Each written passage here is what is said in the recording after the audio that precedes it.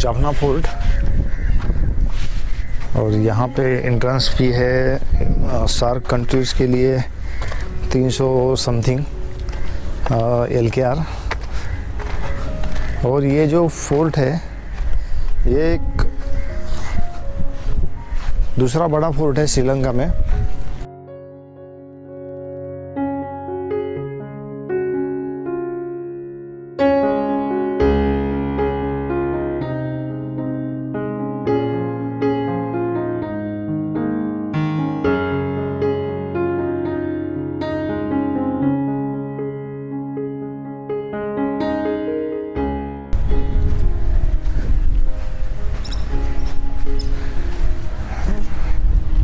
तो ये जो किला है ये जाफना में है और उस साइड में देखिए आप पूरा समंदर शुरू होता है और इसको लग के ही ये किला है। ये 1619 में पुर्तगीज़ों ने यहाँ पे बनाया था। उसके बाद में 1680 में ये डचों ने पुर्तगीज़ों से जीत लिया था और उन्होंने फिर इसको तोड़ के रिकन्स्ट्रक्ट किया था अपने तरीके से।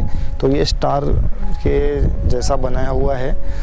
और उसके बाद में ये कई सालों तक करीब 100 साल 115 सालों तक यहाँ पे डचों का राज्य रहा। और उसके बाद में अंग्रेज़ों ने 1795 में इस पे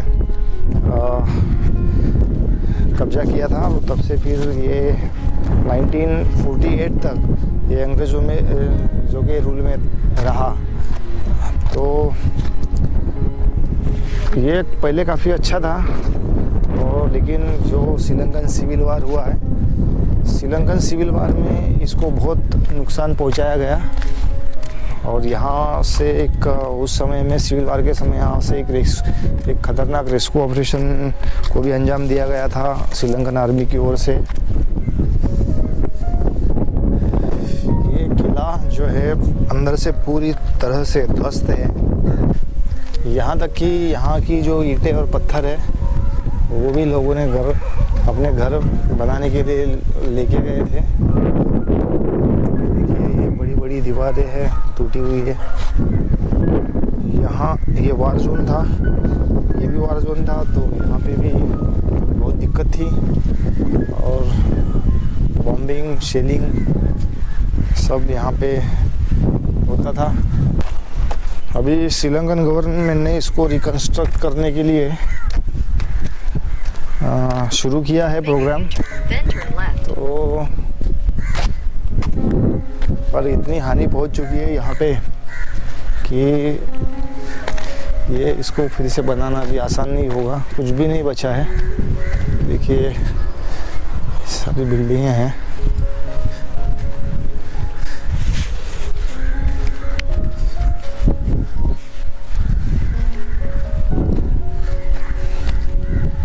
ये उस तरह का किला नहीं है जैसे हमारे महाराष्ट्र में हुआ करते हैं पहाड़ी किले। ये बस इसके पीछे इसके चारों ओर एक दीवार बना के अंदर से इसको मजबूत किया गया था।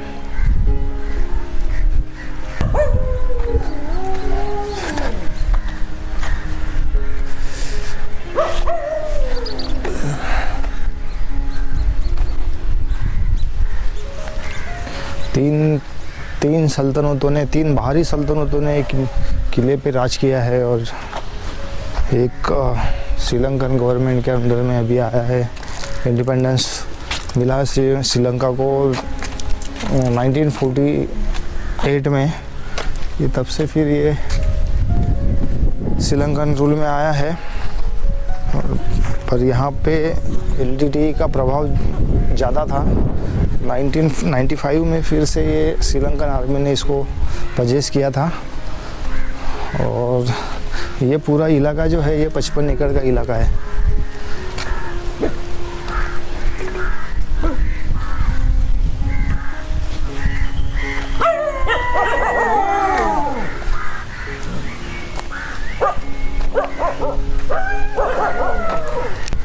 मैंने यहाँ पे एंट्रेंस फ़ी पेड की 364 LKR। जो कि इंडियन रुपीस में करीब करीब होते हैं 150 रुपये। यहाँ पे मतलब सारा किला तहस नहस ध्वस्त है और ये रिकंस्ट्रक्शन का काम शुरू है ऐसा मुझे बताया गया था बाहर, पर ये रिकंस्ट्रक्शन ये टोटल लॉस है।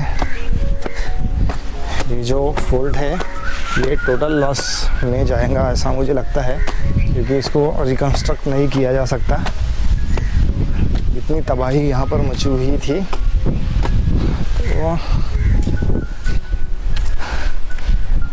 ये है किले की ऊपरी परत और यहाँ से दिखता है ये नज़ारा।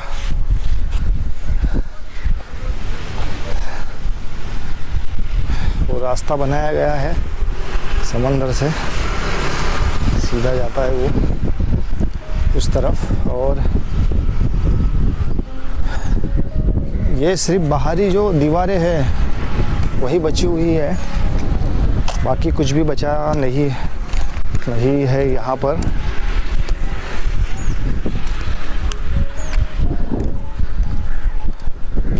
पर ये छोटा देश होने की वजह से ये किला कारगर साबित होता भी होगा, पर जितने मुश्किल महाराष्ट्र के किले थे बाहरी लोगों को जीतने के लिए, तो ये उसमें कहीं नहीं आता। ये आसान किला है। तो पोर्तुगीज़ों ने बनाई हुई चीज़ डचों ने हथिया ली थी। डचों के बाद अंग्रेज़ों ने हथिया ली। इसके बाद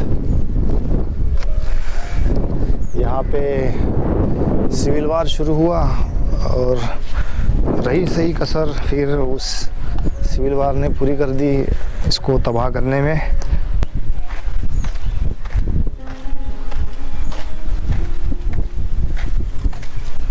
बाहरी दीवार ये पत्थरों से बनी हुई है।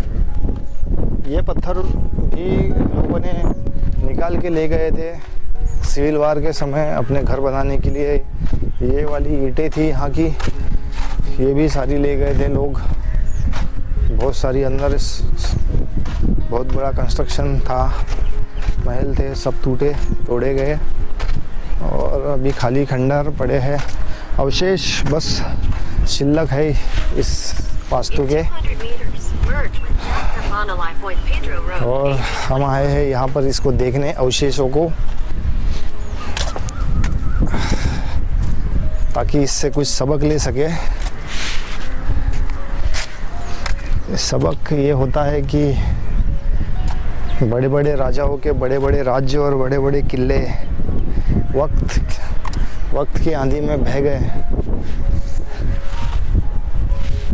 तो हम क्या चीज़ है।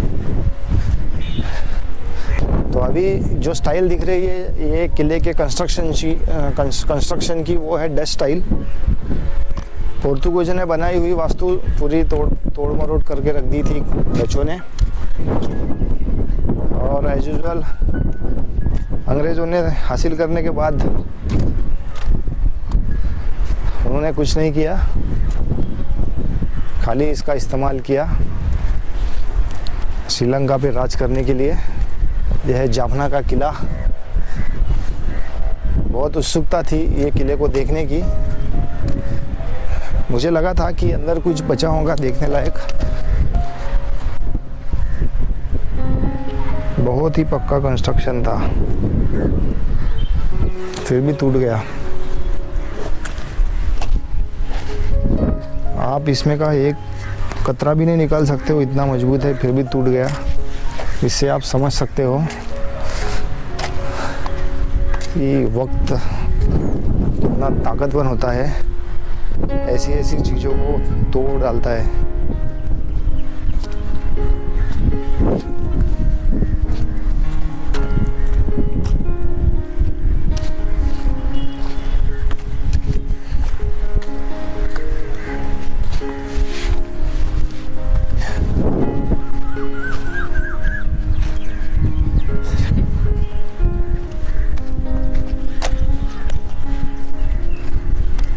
ये सारे खंडर बचे पड़े हैं।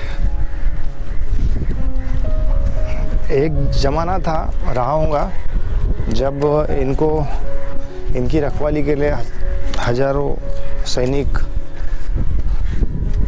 रहे होंगे यहाँ पर,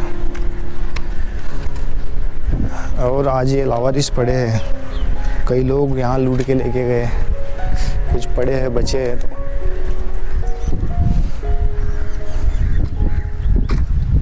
तो ऐसा रहता है।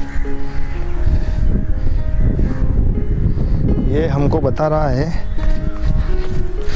कि हमें अहंकारी नहीं होना चाहिए, क्योंकि ये वास्तु को भी खुद पे अहंकार हो रहा होगा। बड़ी प्यार से बनाया होगा राजाओं ने इसको, और ये देखने के बाद में मुझे अपने आप कुछ सूझ जाता है, इसलिए ज़्यादा बड़ी बातें हो गई लगता है। तो देखने के बाद में लगा वो बोल रहा हूँ बस। ये वेपन स्टोर है, वहाँ पे लिखा है, खुला पड़ा है।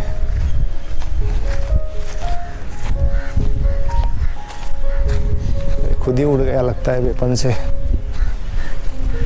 हाँ, लगता तो वैसे ही है। डिपार्टमेंट आर्कियोलॉजी, ये वेपन स्टोर था।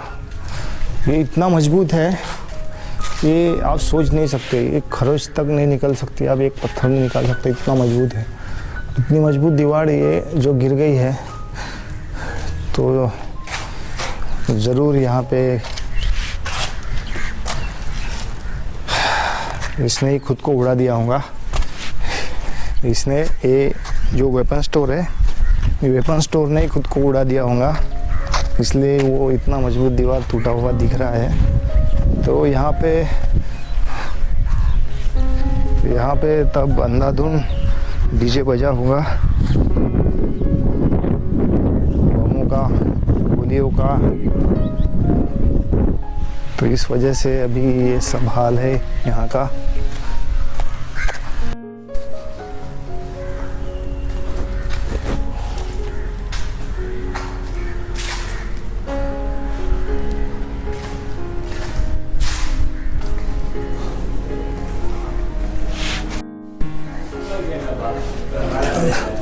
तो ये हो गया टूर जाफना फोर्ट का, और ये जा रहे हैं हम बाहर यहाँ से।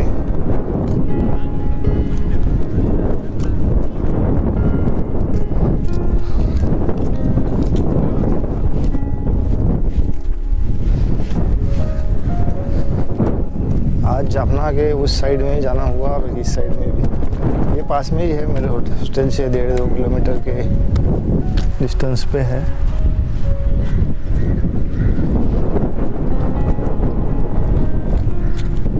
Excuse me,